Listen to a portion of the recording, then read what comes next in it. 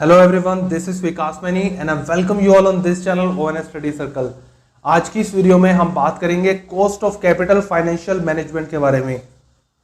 Cost of capital के किस source में आपको फेस वैल्यू लेनी है, किस सोर्स में मार्केट वैल्यू लेनी है, इक्विटी की कॉस्ट को कैसे कैलकुलेट करते हैं, इसकी अप्रोचेस क्या क्या है और कॉस्ट वर्सेस वैल्यू का कॉन्सेप्ट क्या है, और कॉस्ट ऑफ कैपिटल में जब आप प्लानिंग करेंगे तो कौन से पॉइंट्स है जिस पर आपको फोकस करना चाहिए और कौन से अल्टरनेटिव वेज है, वो सभी पॉइंट्स हम इस वीडियो में डिस्कस करेंगे।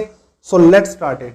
देखिए, जैसे एक मार्केट है, अगर आप किसी मार्केट में बहुत सारे बिजनेस हैं, वहां एक बिजनेस को सिलेक्ट करते हैं और वहां पे इन्वेस्टमेंट करना चाहते हैं, तो आप इन्वेस्टमेंट कैसे करेंगे?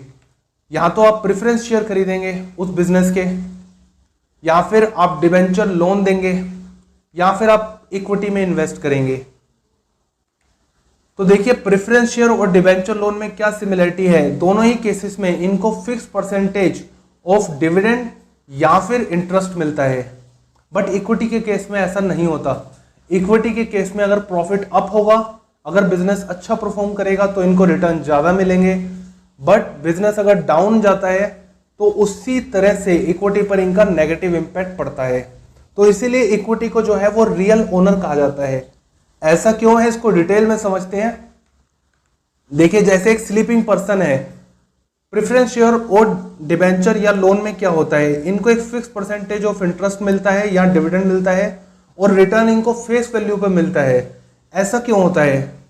फॉर एग्जाम्पल, मैंने आपको 100 रुपए दिए और मैंने बोला मुझे इस पर 10% से इंटरेस्ट चाहिए, बट जो मैंने 100 रुपए दिए थे अब उसकी वैल्यू मार्केट में 110 रुपए है, तो क्या अब मैं जो 10% है वो 110 रुपए पर आपसे लूंगा? नहीं, मैंने आपको 100 रुपए एज अ लोन दिया था, उस पर 10%, दैट मीन्स मैं आपसे 10 रुपीज ही क्लेम कर सकता हूं। तो जहां भी फिक्स रिटर्न या फिर इंटरेस्ट चार्ज होता है, वहां आपकी फेस वैल्यू, जिस प्राइस पर आपने खरीदा था या तो प्रेफरेंस शेयर या फिर डिबेंचर, उसी प्राइस पर आपको इंटरेस्ट या डिविडेंड मिलेगा। वही मैं दूसरी कंपनी को स्टडी करूंगा और वहां मुझे पता चला कि वहां मुझे 25% से डिविडेंड मिल सकता है, तो अल्टीमेटली मैं क्या करूंगा कि अपनी जो इक्विटी है वो सोल्ड आउट कर दूंगा। थोड़ा अगर सस्ते में भी बिकेगा तो मैं बेच दूंगा। तो इससे क्या होगा? इससे ये होगा कि कंपनी के शेयर प्राइस जो है वो गिरने लग जाएंगे, क्योंकि जब मैं अपने शेयर कम रेट में बेचूंगा तो ऑफकोर्स मार्केट में कंपनी की रेपुटेशन खराब होगी और कंपनी के शेयर गिरने लग जाएंगे और अल्टीमेटली कंपनी के बंद होने की भी नौबत आ सकती है, क्योंकि इक्विटी रियल ओनर है। जब वही बिजनेस को छोड़ के जाना चाह रहे हैं तो दैट मीन्स बिजनेस में इतनी स्ट्रेंथ, इतनी कैपेबिलिटी नहीं है कि वो अपने रियल ओनर को संभाल सके। तो ये एक बहुत ही नेगेटिव साइन है। इसीलिए इक्विटी को भी फोकस किया जाता है कि उनको एक अच्छा रिटर्न दिया जाए ताकि उनका जो पैसा है वो बिजनेस में रिटेन रहे। अब देखिए, इक्विटी के केस में दो कॉन्सेप्ट होते हैं, एक होता है बुक वैल्यू कॉन्सेप्ट, दूसरा होता है market value concept. Book value का मतलब है इक्विटी और रिजर्व। देखिए, जैसे हमने अपनी फर्स्ट वीडियो में बात की थी कि इक्विटी और रिजर्व दोनों ही पैसा इक्विटी का होता है, बट जब आप बुक में, जब आप फाइनेंशियल टर्म में इसकी अकाउंटिंग करेंगे तो वहां आप इक्विटी को अलग दिखाते हैं कि कितना आपने डिविडेंड पे किया इक्विटी को, प्लस उनका कितना रिजर्व पड़ा है बिजनेस में। तो बुक में जब आप रिकॉर्डिंग करते हैं तो इक्विटी और रिजर्व को अलग अलग दिखाते हैं, तो इसलिए आप यहां इक्विटी और रिजर्व को अलग अलग कैलकुलेट करेंगे इनकी कॉस्ट।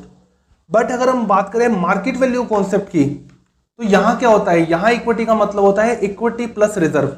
ऐसा इसलिए क्योंकि जो रिजर्व का पैसा है वो भी इक्विटी ओनर का ही है, क्योंकि मार्केट में अगर मैं अपनी इक्विटी बेचने जाऊं तो इक्विटी के साथ साथ जो रिजर्व है वो पूरा का पूरा मैं एक साथ बेचूंगा, क्योंकि मेरे पास फॉर एग्जांपल 100 रुपए की मेरे पास इक्विटी है प्लस 20 रुपए का रिजर्व है। तो वो रिजर्व क्या है? रिजर्व मेरे पास जो प्रॉफिट था उसमें से मैंने कुछ रिजर्व बचा के रखा हुआ है, तो अल्टीमेटली 120 रुपए मैं दे रहा हूं किसी को, तो मैं जो चार्ज करूंगा वो 120 रुपए के हिसाब से डील करूंगा instead of 100 rupees.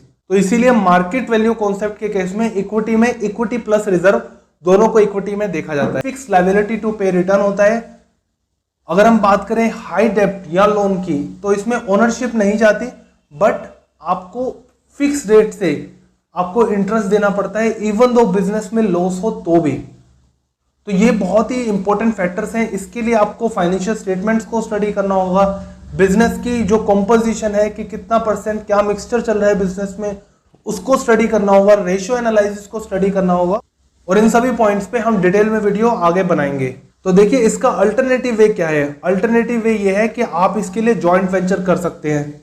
For example मैं चाहता हूं मेरे पास एक प्रोजेक्ट है और उस प्रोजेक्ट में बहुत ही बढ़िया रिटर्न है, ना तो मैं उसमें इक्विटी चाहता हूं कि कोई मेरी ओनरशिप ले जाए, ना ही मैं उसमें लोन लेना चाहता हूं। तो मैं क्या करूं, मैं किसी दूसरे पर्सन को अप्रोच करूंगा और उससे बोलूंगा कि मिलकर काम करते हैं, जो भी प्रॉफिट होगा वो हम परसेंटेज में बांट लेंगे। तो ऐसे आप किसी जॉइंट वेंचर के थ्रू किसी एक पर्टिकुलर प्रोजेक्ट या सेगमेंट पर वर्क कर सकते हैं और प्रॉफिट जो है वो परसेंटेज में बांट सकते हैं। दूसरा इसमें आप कर सकते हैं स्पेशल कॉन्ट्रैक्ट्स। जैसे फॉर एग्जांपल आप एक एक्सपीरियंस बिजनेसमैन है तो आप किसी से डील कर सकते हैं कि मेरा एफर्ट, मेरा एक्सपीरियंस और आपके पैसे 50-50% की पार्टनरशिप होगी। तो इसमें आप पहले ही स्पेशल कॉन्ट्रैक्ट्स के थ्रू ऐसा कर सकते हैं। तो इसमें इस तरह से आप सोर्स ऑफ कैपिटल को मैनेज कर सकते हैं। थर्ड इसमें होता है कि आप स्पेशल ऑफर दें प्रेफरेंस को डिवेंचर होल्डर्स को। इसमें क्या होगा, ये लोग जो है प्रेफरेंस डिवेंचर, इन्हें फिक्स परसेंटेज ऑफ इंटरेस्ट या डिविडेंड चाहिए। तो आप इन्हें कह सकते हैं कि देखिए मेरे बिजनेस में बहुत ज्यादा ग्रोथ होने के चांसेस हैं, बट ठीक है आप नए इन्वेस्टर हो तो आप अभी इतना मेरे ऊपर ट्रस्ट नहीं कर सकते। आप एक काम करो, मैं आपको 12% की जगह 10% से इंटरेस्ट पे करूंगा, बट 1 साल 2 साल बाद आपके पास ऑप्शन होगा कि अगर आप ओनरशिप चाहते हैं इक्विटी की तो आप ओनरशिप ले पाएंगे। तो ऐसे स्पेशल ऑफर देकर प्रेफरेंस को, डिबेंचर होल्डर को आप कम रेट पर भी अपनी कॉस्ट ऑफ कैपिटल अरेंज कर सकते हैं और इसे हम कहते हैं convertible debenture, convertible preference share.